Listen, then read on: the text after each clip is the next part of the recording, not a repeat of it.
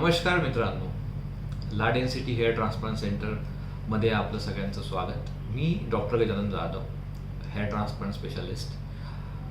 आज आपण मराठीमध्ये व्हिडिओ बनवण्याचं प्रयोजन हेच आहे की माझे व्हिडिओ तर ऑलरेडी आहेत, हिंदीमध्ये आहेत, इंग्लिशमध्ये आहेत, काही केरळामध्ये मल्याळममध्ये पण व्हिडिओज आलेत, पण आपल्या मराठी बांधवांसाठी आतापर्यंत काही करू शकलो नाही.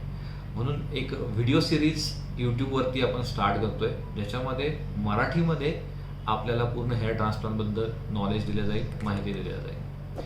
तर हेअर ट्रान्सप्लांट, हेअरच्या बद्दलचे आजार, म्हणजे केसांच्या बद्दलचे आजार आपले काय असतात, कोणकोणते त्याच्यासाठी ट्रीटमेंट अवेलेबल असते, आपण काय काय करू शकतो, हेअर ट्रान्सप्लांट केलं पाहिजेत की नाही केलं पाहिजेत, कोणी करायला पाहिजेत, वयाच्या कोणत्या वर्षी करायला पाहिजेत, कोणत्या ट्रीटमेंट अवेलेबल आहेत मार्केटमध्ये किंवा सायन्समध्ये की ज्याच्याकडून आपण हेअरफॉल कंट्रोल करू शकतो किंवा टकलेपणा, जो अकाली टकलेपणा येतोय तो कंट्रोल करू शकतो. ह्या सगळ्यांची माहिती आपण ह्या नवीन व्हिडिओ सिरीजमध्ये आपण घेणार आहोत. त्यामुळे तुमचे काही क्वेश्चन्स असतील तर बिनधास्त तुम्ही या नंबरवरती फोन करा, विचारा आम्हाला. आपल्याकडे खूप मराठी स्टाफ आहे, सगळेजण तुम्हाला मदत करतील आणि कुठल्याही प्रकारची तुम्हाला काळजी करण्याची गरज नाही आहे.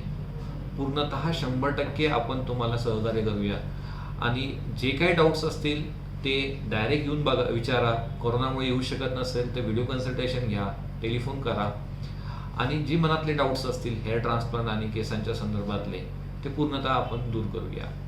तर सुरुवात करूया आज पहिल्या व्हिडिओने की नेमकं हेअर ट्रान्सप्लांट म्हणजे काय. हेअर ट्रान्सप्लांट म्हणजे काय? ज्या लोकांना टकलेपणा आलेला आहे, टकलेपणा म्हणजे ज्या ठिकाणचे केस आपले मूळतः नष्ट झालेले आहे, केसांमध्ये मूळ जे असतं त्यातनं केस येतो. हे बघा, सगळ्यांचे नॉर्मली केस गळत असतात, पण सगळे लोक टकले होत नाही. मग काही लोकांनाच टकलेपणा का येतो, काही लोकांना जन्मभर टकलेपणा येत नाही, वयाच्या 60-70व्या वर्षी सुद्धा केस खूप छान असतात. मग असं का होतं? आपल्यालाच का टकलेपणा येतो, त्यांना का नाही आला? हा स्वाभाविक प्रश्न तुमच्या मनामध्ये पडत असावा. तर टकलेपणा ही एक अनुवांशिक बिमारी आहे. म्हणजे घरामध्ये आपल्या आईच्या साईडला किंवा वडिलांच्या साईडला कुठेही टकलेपणाचा जर जीन्स आपल्या शरीरामध्ये आला, कुठूनही, वडिलांकडनं येऊ देत किंवा आईकडच्या साईडने, मामा टकले असू शकतात, आईचे वडील टकले असू शकतात, आपले वडील टकले असू शकतात किंवा आपले काकाही टकले असू शकतात. असं नाही की आपले वडील टकले म्हणजे आपण टकले झालोच पाहिजे, असं नाही.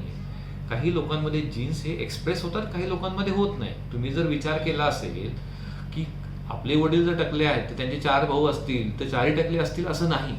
त्याच्यामुळे ज्या लोकांमध्ये ते जीन्स येतात त्याच लोकांना टकलेपणा हा जास्त प्रमाणात जाणवतो. वयानुसार टकले होणे किंवा वयानुसार थोडेसे केस मागे जाणे हे स्वाभाविक आहे. हे सगळ्यांचं वयाच्या 50-60व्या वर्षी थोडासा टकलेपणा सगळ्यांना येतो, पण वयाच्या 25व्या वर्षी पूर्णतः टकलं होण्याचं कारण 100% अनुवांशिक असण्याची शक्यता जास्त आहे. आता अनुवांशिकता जर दोन्ही साईडला असेल, आईच्या साईडला पण आहे आणि वडिलांच्या साईडला पण आहे, तर हा टकलेपणा दोन्ही साईडने आला तर वयाच्या 20व्या वर्षी सुद्धा टकलेपणा येण्याची भीती आजकाल निर्माण झालेली आहे. तर त्यामुळे प्रॉपर वयामध्ये येताना ही काळजी घेणं गरजेचं झालंय की आपण टकले तर होत नाही आहोत. ज्यावेळेस कॉलेजमध्ये जाऊन बाईकवरती फिरायची वेळ आलेली आहे त्यावेळेस डोक्यावरती केस नाही आहेत अशी कंडिशन झालेली आहे. त्यामुळे जर तुमचे केस गळत असतील तर तुम्ही लवकरात लवकर डॉक्टरांना भेटणं गरजेचं आहे, जेणेकरून तुमचा टकलेपणा डॉक्टरांना काही कालावधी करता तरी ॲटलिस्ट पुढे ढकलता येईल. जीन्स बदलणं डॉक्टरांच्या हातामध्ये नाही आहे, पण ज्या जीन्समुळे तुमचा टकलेपणा येतोय त्याचे काही हॉर्मोन्स आहेत, त्याला टेस्टोस्टेरोन नावाचा हार्मोन असं म्हणतो आपण, आणि त्याचा एक आपण प्रॉडक्ट म्हणूया, त्याचं नाव असतं 5-डायहायड्रोटेस्टोस्टेरोन, त्याला DST म्हणतात.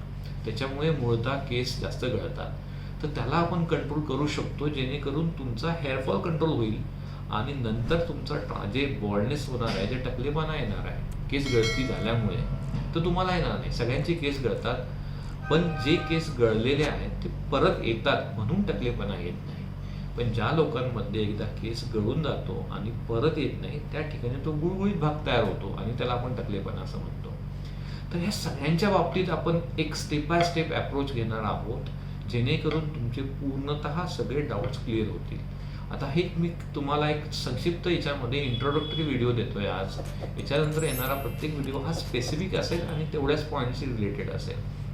त्यामुळे तुम्हाला कुठल्याही प्रकारचं असं वाटतंय की मला या विषयावरती व्हिडिओ हवा आहे, या विषयावरती माहिती हवी आहे, तर तुम्ही कमेंट बॉक्समध्ये टाका. तिथे आपण त्या विषयावरती व्हिडिओ बनवूया, जेणेकरून तुम्हाला काय हवं आहे ते पण मी तुम्हाला देईन आणि मला जे वाटतं बेसिकली जे आवश्यक आहे तुम्हाला केसांच्या बाबतीत जी नॉलेजची गरज आहे ते मी तुम्हाला प्रोव्हाइड करेन. तर प्लीज माझे जे काही व्हिडिओज आहे ते तुम्हाला यूट्यूब चॅनलवरती मराठी सेक्शनमध्ये मराठीमध्ये बघायला मिळतील, कारण की व्हिडिओज बरेच असणार आहेत, इंग्लिशमध्ये पण असतील, हिंदीमध्ये पण असतील, पण मराठी सेक्शन हा वेगळा असेल. तर तुम्ही सबस्क्राईब करा, बेल आयकॉन क्लिक करा, जेणेकरून तुमचे जे अपडेट्स आहेत ते तुम्हाला वेळेवर मिळतील आणि तुमचे हवे जे टॉपिक्स आहेत ते तुम्हाला बघायला मिळतील यूट्यूब चॅनलवरती. So thank you very much. आपण परत भेटूया नेक्स्ट व्हिडिओमध्ये. स्टार्ट हेअर ट्रान्सप्लांट डायरीज नावाची सिरीज असेल त्याच्यामध्ये. Thank you very much.